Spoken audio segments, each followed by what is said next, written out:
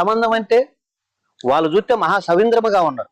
రాజ్యం వెళ్ళే ప్రభువులకో భూములలో చక్రవర్తులకో యువదల్చారేమో అనుకొని నవాబు అడిగాడు, ఏమండి అమ్మోజమన తిమ్మోజమన నాకు ఇచ్చి వివాహం చేయండి. నేను ఢిల్లీకి తీసుకెళ్ళి చేరు నెలలకు వచ్చి 100 గోవుల కందూరు చేయించి నేను కళ్యాణం చేసుకుంటాను. అమ్మోజమన తిమ్మోజమన మనస్ఫూర్తిగా నేను ఇష్టపడ్డాను, వాళ్ళిద్దరు ఇచ్చి నాకు వివాహం చేయండి అన్న.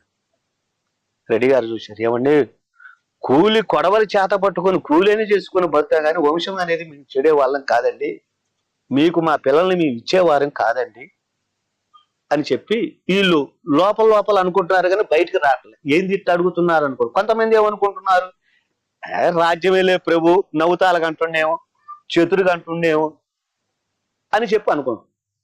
ఒకసారి అన్నాడు, 2 సార్లు అన్నాడు, 3వ సారి కూడా ఏమంటున్నాడు, ఏమండి రెడ్డి ప్రభులారు ఒక్కలన్న పలకలేంది, మోగ